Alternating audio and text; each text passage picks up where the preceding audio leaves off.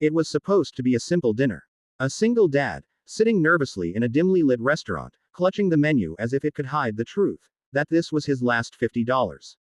He didn't tell her, of course. He smiled, joked, and pretended like life wasn't falling apart. But just 2 tables away, someone was watching. Someone whose presence that night would change his life forever. Because sometimes, fate doesn't knock on your door, it sits quietly, waiting to see what kind of person you really are when no one's looking. The rain had started early that evening, drumming against the cracked window of Daniel's small apartment. He stood in front of the mirror, adjusting a borrowed shirt that didn't quite fit around his shoulders. His 8-year-old daughter, Lily, sat on the couch, her little legs swinging as she colored a picture of a heart. "Daddy, are you going somewhere fancy?" she asked, glancing up with that curious innocence only children have. Daniel smiled softly. "Just dinner, sweetheart. Will she be nice?" He chuckled, kneeling to meet her eyes. "I hope so." He kissed her forehead, trying to ignore the guilt clawing at his chest. He had promised himself never to spend money carelessly again.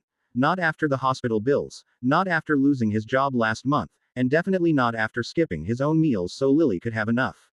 But when Emma, a kind coworker who had shown him warmth, agreed to go out with him, he thought maybe, just maybe, life was giving him a small chance at happiness again.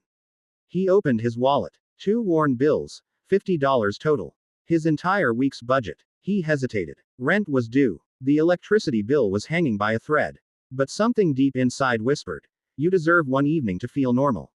So he spent his last bit of hope on that night.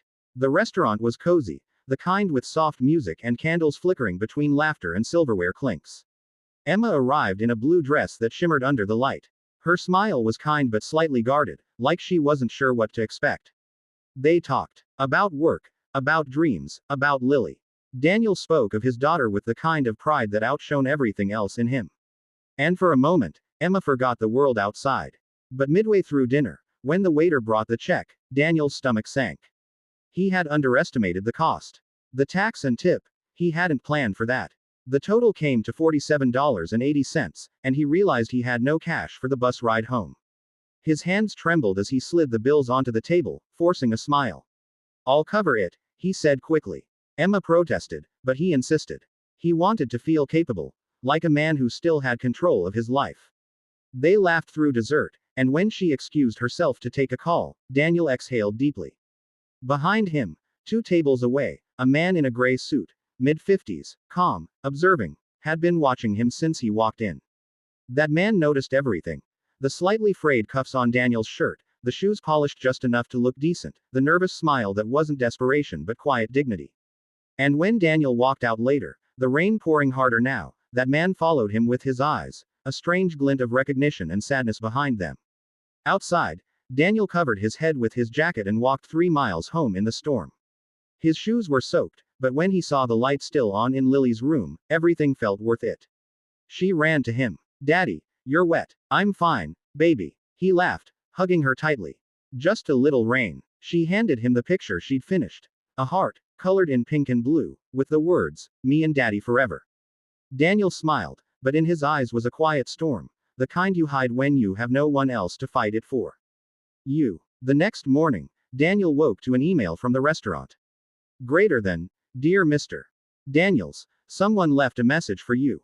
Please contact us at your earliest convenience." He frowned, confused but curious, and after dropping Lily off at school, he walked back to the restaurant. The same waiter from last night handed him a sealed envelope. "It's from a customer who was sitting 2 tables away from you," the waiter said with a smile. Daniel opened it. Inside was a handwritten note and a check. Greater than, "You don't know me, but I watched how you treated the woman across from you, and more importantly, how you spoke of your daughter. I was once a single father too. Years ago, someone helped me when I was down to my last few dollars. Consider this me passing that kindness forward. Come by my office tomorrow. Let's talk about work. Robert Hale, CEO, Hale Industries."